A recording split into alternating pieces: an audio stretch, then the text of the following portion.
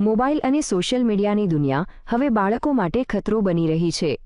આજના ડિજિટલ યુગમાં બાળકો માત્ર ટેકનોલોજી જ નથી શીખી રહ્યા, પરંતુ હિંસા અને આક્રમકતા પણ અપનાવી રહ્યા છે।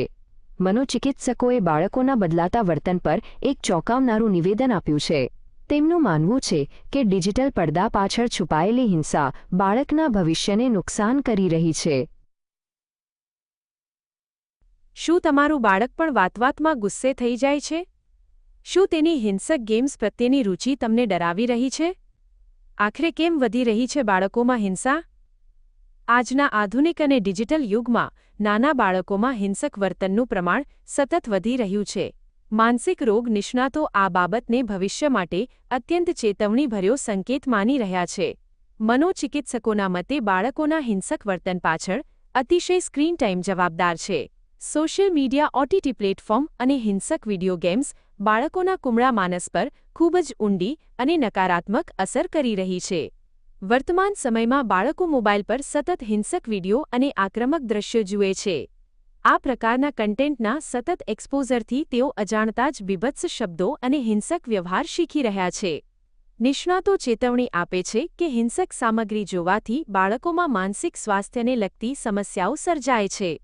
આના પરિણામે તેમનામાં ચિંતા, ગંભીર ડિપ્રેશન અને સ્વભાવમાં જિદ્દીપણું વધવા લાગે છે। ફેક્ટના કન્ટેન્ટમાં એ વસ્તુને નોર્મલ લાઈફમાં એ લોકો બતાવે છે કે જેનો બાળકના ફરક પડે છે અને બાળક એનું અનુકરણ કરે છે। બાળકોના હિંસક સ્વભાવની સમસ્યાના ઉકેલ માટે વાલીઓએ બાળકોના મોબાઈલ વપરાશ પર કડક મર્યાદા નક્કી કરવી જોઈએ। ઇન્ટરનેટનો ઉપયોગ માત્ર શિક્ષણ અને રચનાત્મક કાર્યો પૂરતો જ રહે તે જોવું અત્યંત અનિવાર્ય છે।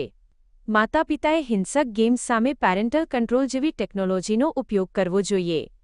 બાળક ડિજિટલ દુનિયામાં શું જોઈ રહ્યું છે તેની દેખરેખ રાખવી એ આજના સમયની સૌથી મોટી પ્રાથમિકતા છે। ઘરમાં દરરોજ પરિવારના સભ્યોએ સાથે બેસીને વાતો કરવી જોઈએ।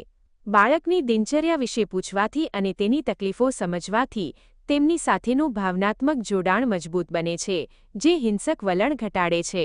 ભર્યું વર્તન જે છે એનું કારણ છે મોબાઈલ ઇન્સ્ટ્રુમેન્ટ અને આવા ઇલેક્ટ્રોનિક સ્ક્રીનના જેટલા પણ જે ટેકનોલોજીકલ ડિવાઇસીસ બધા આવે છે।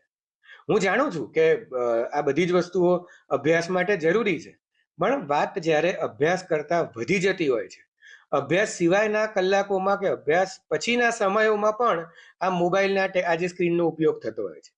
એને હિસાબે ગેમિંગ, સોશિયલ મીડિયા અને જાતની બધી વસ્તુઓ જે ઇન્ટરનેટના માધ્યમથી બાળકો શીખતા જાય છે, એને હિસાબે વધુ ને વધુ હિંસક અને અધીરા બનતા ગયા છે। જો બાળકના વર્તનમાં વધુ પડતી અસામાન્યતા કે આક્રમકતા દેખાય તો વિલંબ કર્યા વગર નિષ્ણાતની સલાહ લેવી જોઈએ। ડિજિટલ યુગમાં બાળકોના સુરક્ષિત ભવિષ્ય માટે માતા-પિતાની જાગૃતિ જ શ્રેષ્ઠ ઉપાય છે। જતીન બારોટ, GSTV, અમદાવાદ।